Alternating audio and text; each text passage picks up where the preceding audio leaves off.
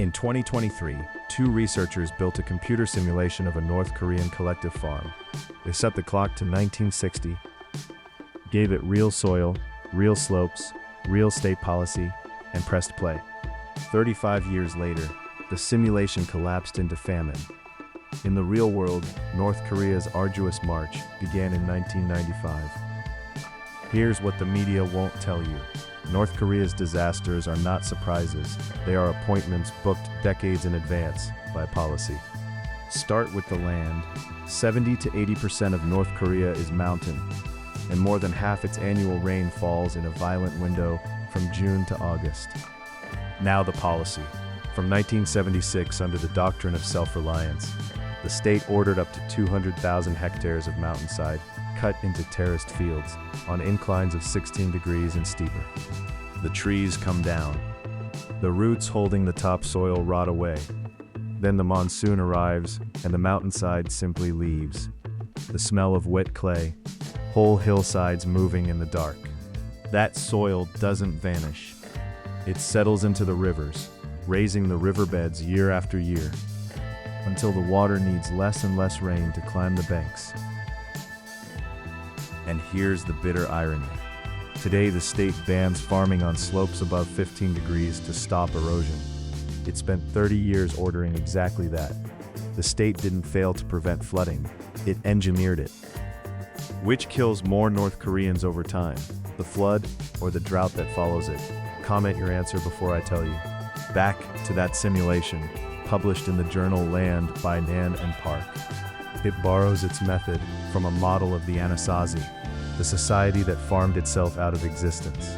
Each household made one decision: how much land to clear based on how hungry it was. That single rule produced the cycle. Yields fall, so people clear more slope cleared, more soil destroyed, yields fall further. Here's the part that should stop you cold. They tested food aid. Aid delayed the collapse. It never prevented it. Feeding a system built on eroding ground buys years, not survival. And the human cost remains contested.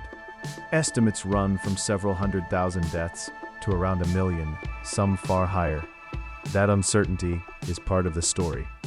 Now, the part nobody covers. A flood here does not treat everyone equally, because the state has already decided who stands where. The Songbun system sorts every citizen into 3 inherited categories by family loyalty: core, wavering, hostile. It shapes your job, your education, and critically, your address.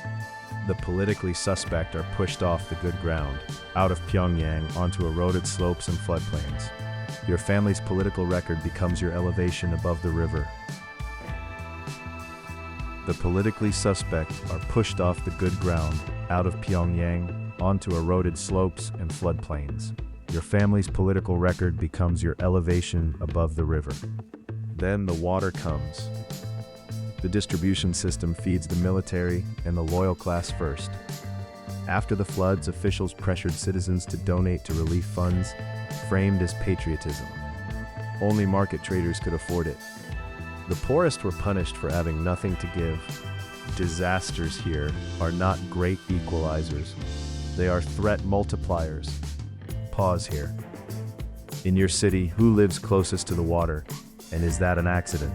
July 27th, 2024. Record rain hammers the northwest. The Yalu River, the border with China, rises so fast residents report the water jumping 2 meters within an hour. Sinuiju and Uiju County go under. Over 4,000 homes and 3,000 hectares of farmland submerged. Villages drowned to the rooflines. Then the cameras arrive. The country's leader is filmed in a small boat in the floodwater, ducking branches, directing helicopters. State media says more than 5,000 stranded people were saved on his personal instructions. But watch what happens next. He blames local officials for defeatism and removes the public security minister and provincial party chiefs.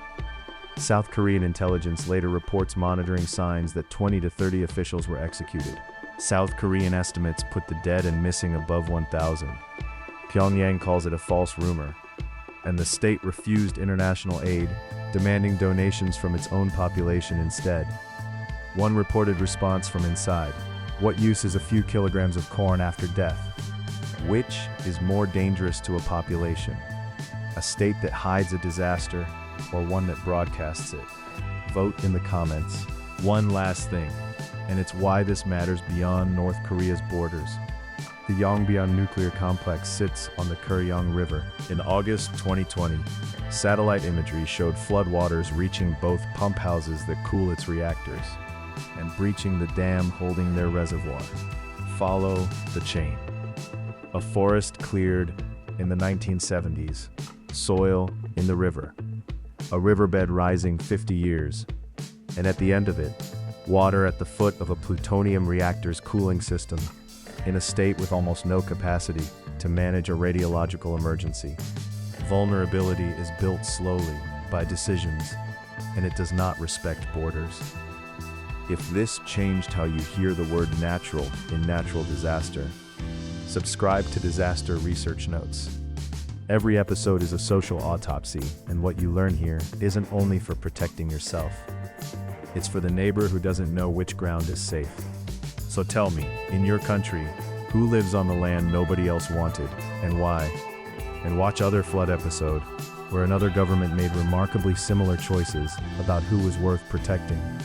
Different continent, same architecture.